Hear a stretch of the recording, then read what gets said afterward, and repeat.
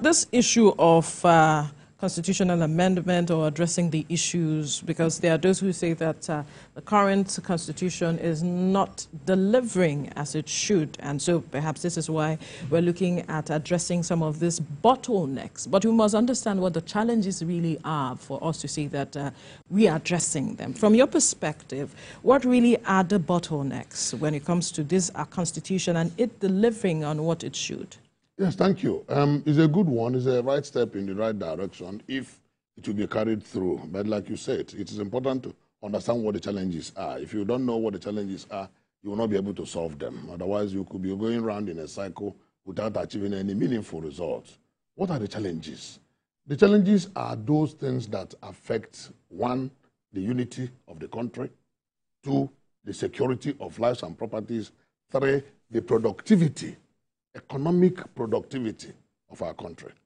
Because the economic productivity goes to issues about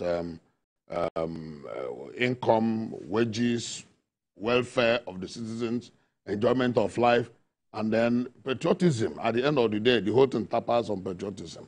So this amendment will not be simple. It will not be simple. It will be very, very holistic. Now, the issue now is, who has the legitimate authority to make such amendment?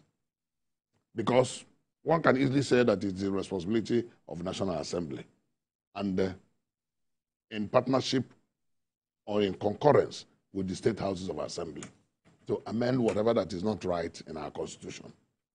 But the executive, I want to say this emphatically, that the executive has the right and the authority to engineer such process. And I believe that is what Mr. President wants to do at the federal level. So that it could be an executive, it will come by way of an executive bill to the National Assembly, then, or it will be aware of, okay, there's a team coming from executive, there's already a Constitution Amendment Committee. It has become almost like a standing committee of the National Assembly, usually headed by the Deputy Speaker. I mean, all the assemblies have, Deputy Senate President, and then assisted by the Deputy Speaker of the House of Reps. And all the assemblies from the Third Assembly have been involved in lawmaking process of amending our Constitution. But it has never been holistic. There was a conference of 2014, which everybody believed that such holistic amendment will come by way of a national conference. We had series and series of national conferences. And I am one of the, I belong to the school of thought that says, let us go back to all the conferences that we had in the past. There's no need reinventing the wheel. Then look at all their communiques and all the resolutions and the conclusions arrived at by those conferences and take out all the salient points that will help us in this constitutional amendment. If this committee will go that route, it will be very fine. Because that will still be relevant. Of course. The issues are still there. The issues are still there.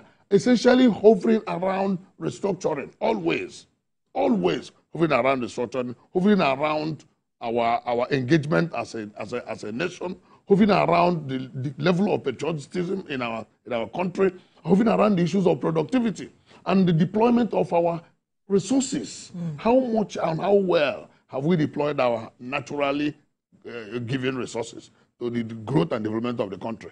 And it is a failure of all these that has led to the strife that we have today. Yes, there is massive insecurity in the land. What are the causes of that insecurity? And we, of course, we know the tendencies and we also know the repercussions, but the causes are deep-rooted. Those deep-rooted problems need to be uprooted and then solved. I want to hope that this committee will be very thorough, very deep-rooted to be able to solve all these problems because there are many. When you're talking about deep-rooted, I am interested, especially when you talk about the matter of unity and also the matter of security. Recall that even the president had once spoken about the matter of state policing that some people have touted will be the solution to our security issues. But would that also be a way or an approach of addressing this issue from the root? So just talk to us when you talk about Yes, absolutely. When we talk about some of these problems, you ask yourself, how do we even elect our leaders? The election management body, who appoints them? How do we detach politics from governance? Because one thing is politics, another is governance. But what we see in our climb is that there's so much politics and very little governance.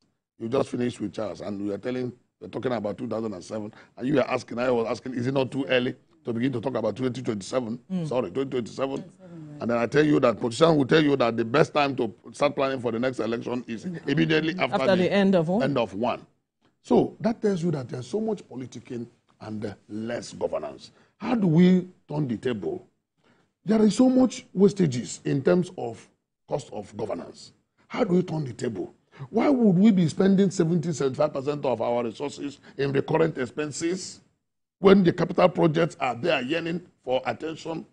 We see technology all around the world. How do we imbibe that technology? How do you encourage the man in Aba to work well and then nationalize his output? How do you ensure that there is unity in the land so that there will be justice, fairness, and equity? Because these are bastions of development. These are bastions of human civilization and democracy.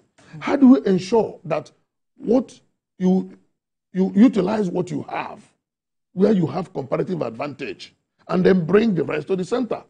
Any talk in all this committee and an amendment that does not take care of all these issues will, at best, be mere jamboree. At best, be mere jamboree. And that's why we said, some people argue that 1999 Constitution is a false document. Yes. That from its inception, it has told lies. That it was a military creation. Yes. We have been managing with it, and there are so many loopholes. How do you plug all these loopholes? Now, the critical question again will be, can executive do this? Can the National Assembly tolerate or accept this? Let's take, for example, we look at our system and we say, we don't want bicameral legislature. We don't have, you have to have Senate and have House of Reps. We need to shrink the cost of governance. Would the National Assembly agree that, one arm will be obliterated? Some countries did it. Senegal did it. One other country in Africa did it. It's not a rocket science. When you look at your issues critically, you now know whether you are going to run on that track or not. Some will argue, that it has to be fully representative of the people. Meanwhile, what goes on in the Senate is the same thing that goes on in the House of Reps. At the end of the day, they come together for harmonization before it moves to the president for accent. Why wouldn't all the civil society organizations and professional groups be the other arm that will bring in their input? Why would it be a full-time job? Why not make it a part-time job? So that people who are interested in national development and not only in politics for self-aggrandizement will get involved. These are all the issues. So it is not a primary school thing. No. It's a tertiary school affair that the government is going into. So we want to believe that the government would be very honest with it.